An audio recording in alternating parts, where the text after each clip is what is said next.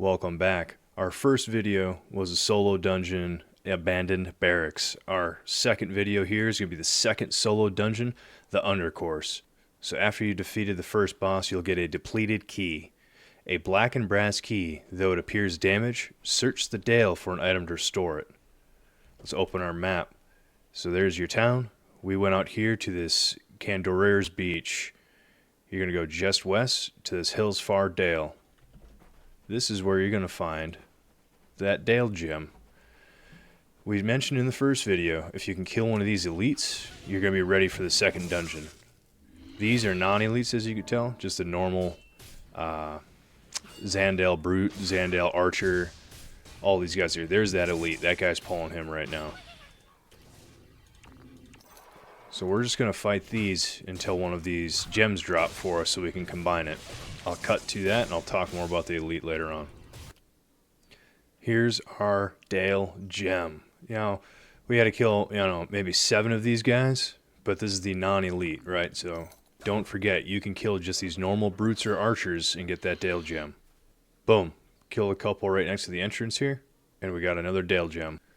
So we have our depleted key and our Dale gem. Combine with a depleted key to make the key of the Undercourse. So you'll right-click your Dale gem, click on depleted key, and there you go, Undercourse key.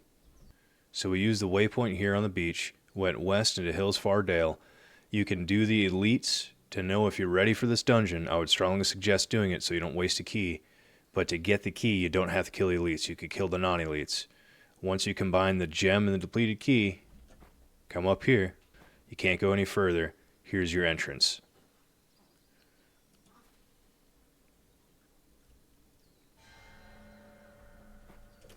Okay, the fun part. Now that we're in, we're just going to try to make this one a little faster than our first video.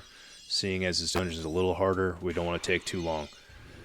So we're going to pop all of our scrolls, get all of our buffs, and get some aggro. Nothing too bad on these people.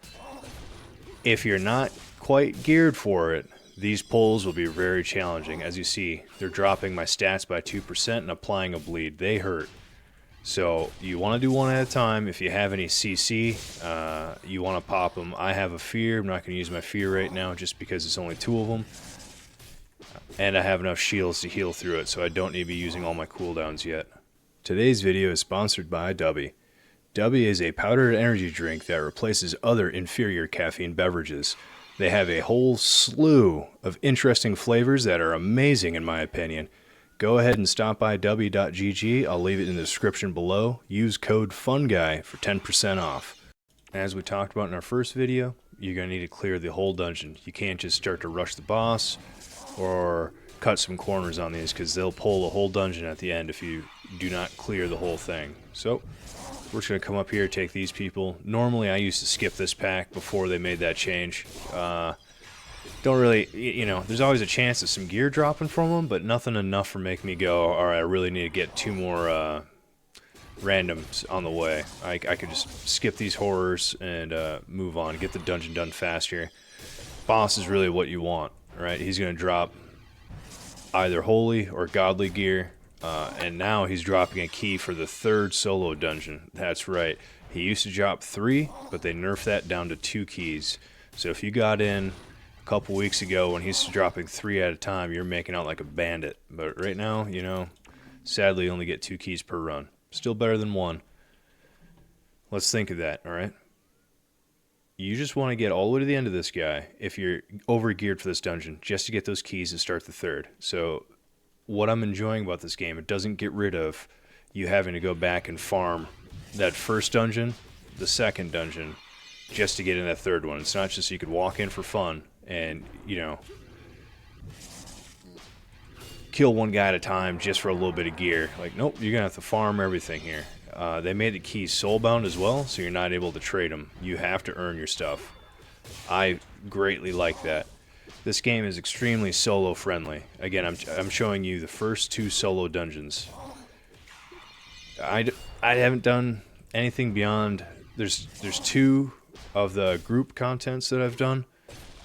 There's 2 more dungeons that came out group-wise. I just haven't done them. They cost a lot of gold to make the keys. I don't have. I left the guild I was in because they weren't, playing enough or pushing hard enough into the higher end content. So I was like, well, if I don't need to be in a guild or a group to play this game and I can still play the high end content solo and still get best in slot gear, why wouldn't I? Because then you can still do PvP with randoms on 2v2s, because that's the arenas right now system is 2 versus 2. You could join as one, but they'll put you in a group, which is I think is great. Well, downside to it, you don't know who you're playing with. They could be a fresh 25 with, you know, no gear, or they may not want to communicate at all or just leave.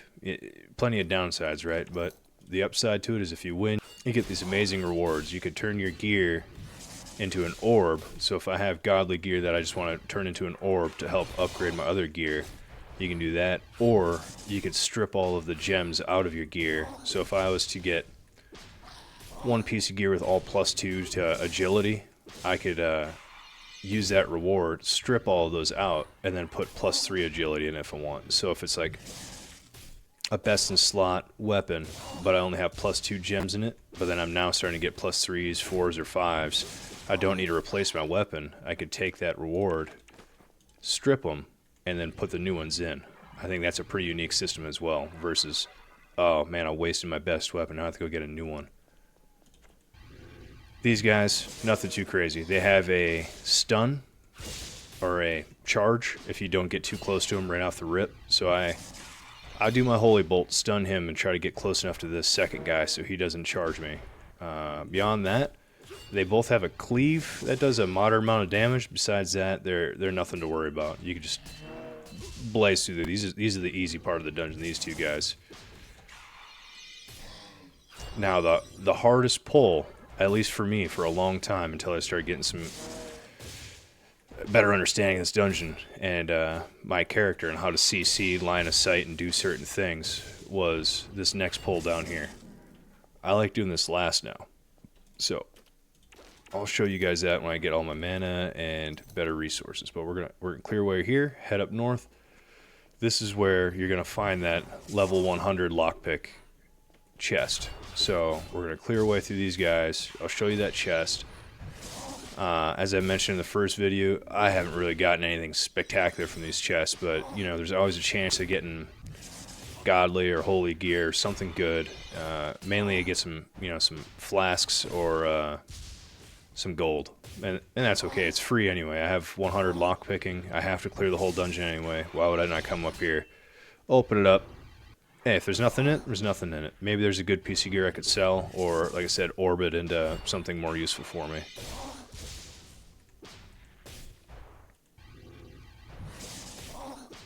These horrors, though, I haven't shown it, and that's my fault. Earlier on, when I was first pushing into this dungeon way under geared, I would be using my entire bar of skills.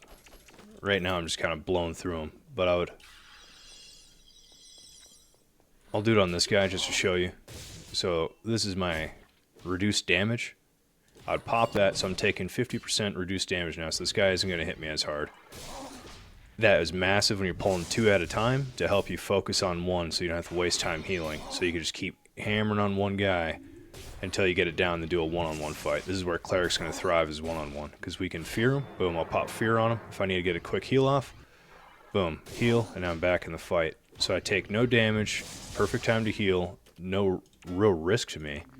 The only thing that negatively could have happened is if I pushed him into another pack and pulled more, but I was just doing that to show you simply. And here's my Desperate Prayer. That's going to get me, what do we have here, 40% HP, 20% mana, instant cast. So if it's kind of your oh shit button. If you're starting to get hit pretty bad and you think you're about to go down, you pop that.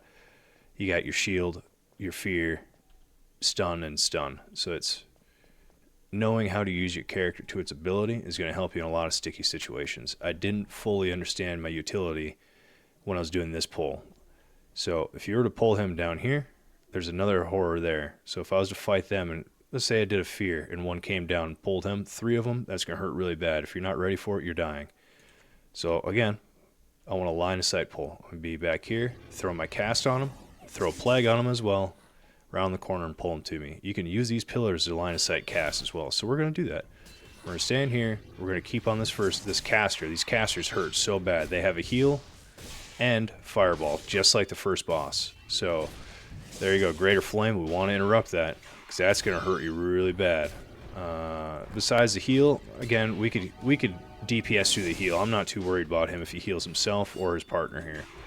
But I don't want him casting that Greater Flame because that's going to probably 70% of my HP in just one shot. So it's either line of sight him, which I didn't have to because I had my stuns up.